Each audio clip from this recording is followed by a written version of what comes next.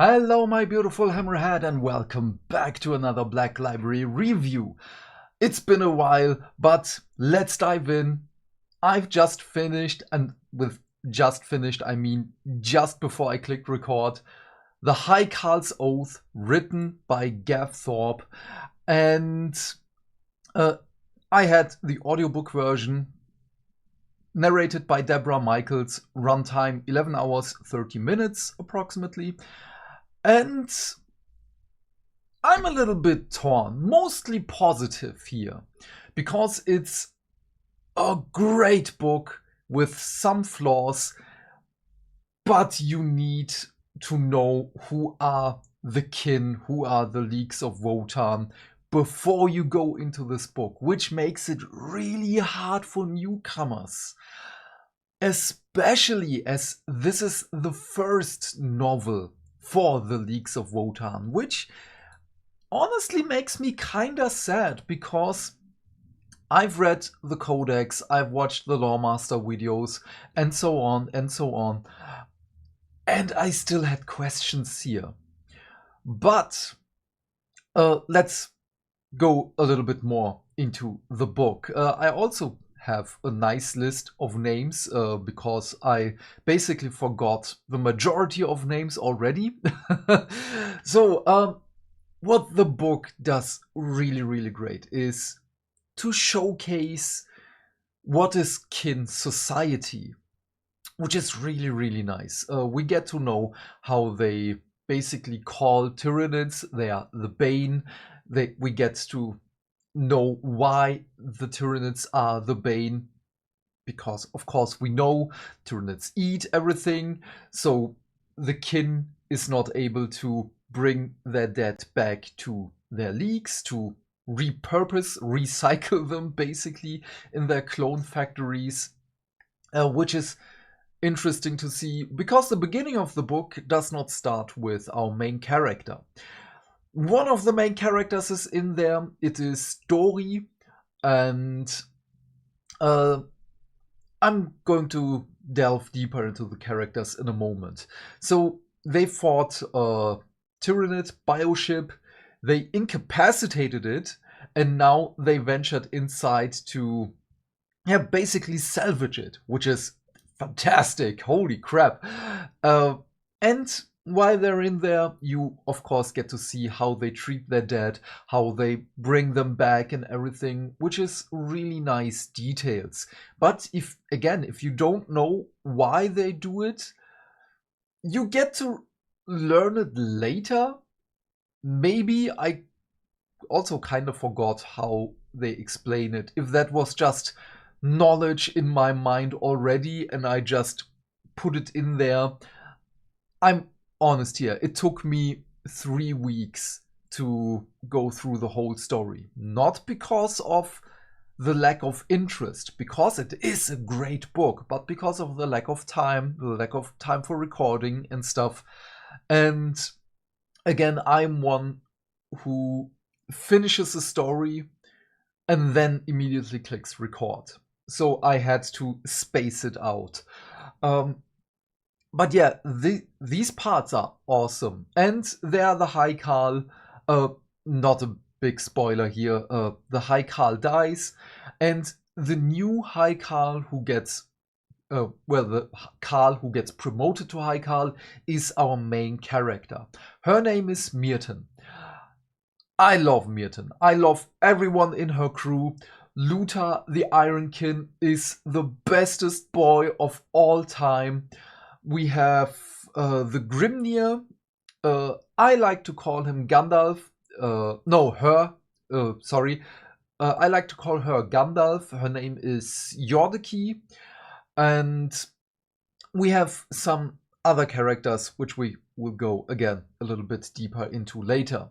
So we have Mirten. She becomes High Kahl. She does not want to become High Kahl because it comes with a lot of responsibility. She's Harnkin. What was she before that? Something Harnkin. So if you don't know what a Harnkin does, is they are the ones who just venture out into the galaxy, find find things and report them back and or salvage it and so on. And she just basically wants to do that all the time because this is what she has been made for, literally. Because, so if you don't know how kin society works, again, they're being cloned, and every clone has a specific task. This is a little bit explored in the novel, which I really loved, because it's not only a thing that is for the kin, the biological kin, it is also for the iron kin, because the Votann themselves, those big AI computers, they also make the iron kin. And those, again, have a task. But they're not really, well, let's just say, they don't have to follow these tasks. They still have the option to go in another direction if they want, which is fine. No one says something against that, as long as it serves the kin, as long as it serves the guild. Because we have another character, it is Lecky, the one of the guild's not employees, envoys or something like that. I'm not able to curse here. I don't want to curse, but damn, that character, such an egotistical maniac. Holy damn. And of course, Lecky gets reprimanded by others that everything he does is not for the kin, everything he does is against every value, and he's being despised for it. Even though Lecky has valuable information and has something that really would further the plot, everyone is like, I don't want to talk to that kin. I don't want to have anything to do with that one because it's an egotistical little bastard. But yeah, but everyone else is just so beautifully written. The characters in here, I have basically only positives here. So for the minor character study here, Luther the Ironkin is always, well, having the thought experiments of what would it be like to be a biological kin and not just an iron kin. Because when everyone is just partying, is getting drunk, having some brewskis, no brews, sorry. Well, Luther is just like, oh man, I want to know how it is to be drunk. I heard from other Ironkin that you can drink something, because they still have to drink something for lubrication or whatever.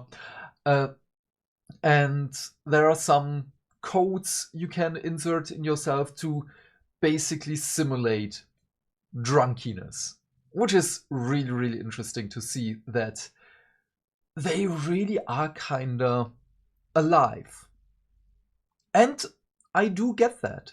I really, really understand. I can see how Luther, or rather all Ironkin, are alive. We also get, the first time I read that Ironkin are on the same societal level as the biological kin is, I read that as, yeah, that's just propaganda. They are servitors. They are being treated like the imperial servitors. They are just there.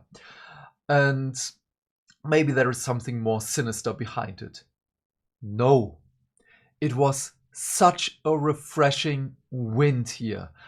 I loved it so much. In the Codex, there is a part where they say, yeah, when an iron kin falls, the kin will also do basically everything to get the body back and everything. Yeah, that's a thing. And I love it. We also have all this. Sorry, I digressed there completely. Again, kin and iron kin are made by the Votann for specific tasks. And all of them kinda try to go out of their boxes, go out of this is my task, and but I want more. I'm made for this, but I want more. So Mirten, our High Kahl, she dabbles a little bit in well, tinkering with toys and everything. So she builds automatas who basically are little ballet dancers. And she made a couple of those, and of course gets better and better with it. But as she's made for higher purposes by the Votann, for pioneering. Oh yeah, Han can pioneer. I think that was what she was before she became High Kahl.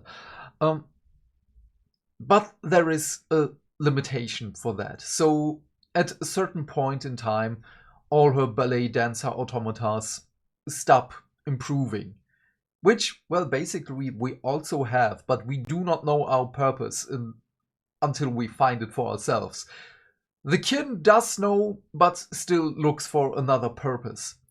And, well, the Ironkin also, while they're building their automatas, every time we have these comparisons, are we just automatas for the Votann? They do not say that out loud. This is what I got from the story, and I love it so much, because we also have the ecogs, the basically servo skulls. They're just there for one task, and yeah, this is also another comparison. All of this is just a comparison to each other. And I love this so much. Oh my god, it is so good. But okay, I digressed way too far into that point. This sociological thought experiment is beautiful. I loved it. So, for the story itself, there is no bigger enemy. There is no main antagonist. There is the quest. This book, this story, is a sci-fi sword and sorcery novel. What do I mean by that? Of course, this is a dwarf story. It does not sugarcoat it. It is a sci-fi dwarf story. 2 thumbs up for that. Why did my headset just turn off? I don't know. Then I don't need it. Interesting. So it doesn't need to sugarcoat it. It is a space dwarf story. I love it so much for this. If you know Warhammer Fantasy Dwarfs, Warhammer Age of Sigmar Dwarfs, this is it. This is a combination of Caradron Overlords and Fire Slayers, of dwarfs in Old World. It is the best of all three factions. We basically have Doomseekers, we have, of course, the Caradron Overlords, because we fly through space here. We have the Fire Slayers and their drinking and everything, and how they treat each other. Beautiful. I really, really love it. The other part is, again, you need a lot of knowledge beforehand. This is the part where it stumbles. This is the part where it could have been better. And even then, sometimes I didn't know what the story is trying to tell me here, because I didn't know the words. We probably will get, with the next codex release, an apothecary type character. I already forgot what the name of the unit is, because we had one. I'm looking forward for that one. I really want to know how the model will look. And yeah, other topic. But yeah, we have everything that I wanted to see here. We get to know a little bit more of kin society. Again, there is a lot of knowledge for kin society, with the 4 pillars on how they treat each other, what is important and everything. So, and the quest is the last High Kahl, the one in the prologue, that died, had an oath. The Einherjar champion got sent back, but Dori is the Iron Helm champion, and his task, his oath was he has to defend the High Kahl, but also made an oath to bring the message back to the guild. Conflicting, but yeah. So gets back, has some really depressing thoughts because he basically broke his oath to defend his High Kahl. He left him to die, but also had another oath, and so on. It is a vicious circle here. So comes back, brings the message. We have to find my last High Kahl. It was his dying wish, and so on. And yeah, well, they of course say, you will join us. You are now my Einhir champion. Mirten is like, of course, new prospects await us. Let's go. Everyone is pleased here, except Lecky, but again, forget Lecky. Lecky, until the end, Lecky is just the worst. I felt so much like a kin in this book because of my dislike for Lecky. So again, really well written character here. I loved to hate it. But yeah, the other characters, Yordaki, the Grimnir, is Gandalf. Oh yes, this is the best comparison in my mind now. This is Space Lord of the Rings. We have a song in here. We have the Doors of Durin, a Speak Friend and Enter puzzle is here. A little bit different, of course, but it has to be Yordaki, the Grimnir, who opens the door. She's amazing. She is Gandalf. I do not kid you. This is it. Mirten is... Oh, who is Mirten? It would be too easy to say Gimli. It's not Gimli. Maybe it is, but... Oh, I don't know. It's really difficult for me to say. But everything in here, if you love a lot of the Rings, you will find so many comparisons to it. And I just love that. I love it so much. But again, it makes it so hard for newcomers. As the first Leagues of Votann novel, it is really difficult. There are, again, so many lore tidbits here. How at least this part of kin society sees the Imperium of Man with the holy pigeon, not the holy Aquila, how they treat with, the Imperial Navy and so on. Beautiful. I just love it. How they see chaos because it's the cursed ones. At one point, they fight against the cursed ones. There is one fallen Astartes with them, and they're like, oh wait, we were able to hold back the cultists, we were able to hold back the beastmen and whatever mutants they had, but this is a Chaos Space Marine. We're doomed. And the dread of one Astartes being on the battlefield is awesome. I know there are a lot of positives in here. And I'm really positive about this novel. I want another one. We need another Leagues of Votann novel. So the rating is really hard for me. And I don't want to say that because I'm tense between a 7 and an 8. But I don't know. I would love to give it a 9. But it has problems. It was so much fun. It is so much fun. It is such a good book. The only part that destroys it for me is that you need so much knowledge to go into this. Everything else, again, all the the socio-economic? No, that's not it. I said it earlier, I forgot.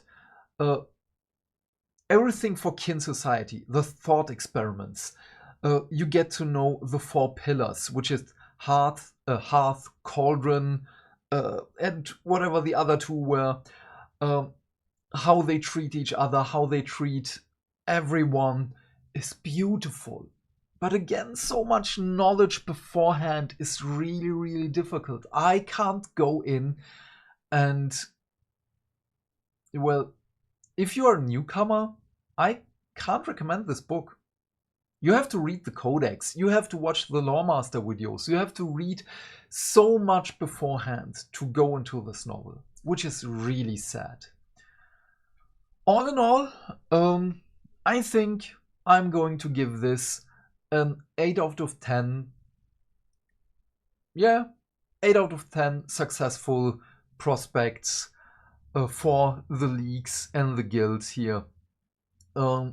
Maybe it's going to be a 7 later, but right now I'm very positive about it. I would have loved to give it a 9. Again, a 9 would be so good. But and I haven't even talked about a lot, even though I'm at 21 minutes already. I'm so sorry that it is so long. There is so much to talk about here.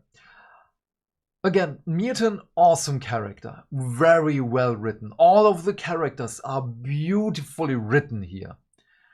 Again, no bigger enemy here.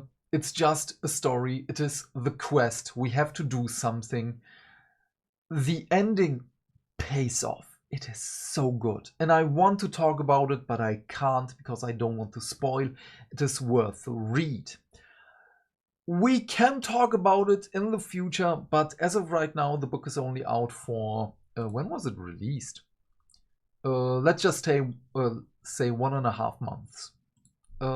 So, not really into spoiler territory here. I just love it, but it has problems. Please leave your thoughts and questions in the comment section down below. I'm keen to know what you have to say. While you're here, please remember to do all the YouTube stuff, because hitting buttons is not only fun. Why? Because that way we can build a bigger community and talk more wargaming and lore, hopefully more often in the coming future. By that I of course mean like and subscribe, and if you want you can support me with the links in the description box as well. Otherwise, have a great day my friend, stay fantastic, stay hydrated. Wrong, I don't know, I'm tired. And I will see you in the next one. Bye, bye, bye.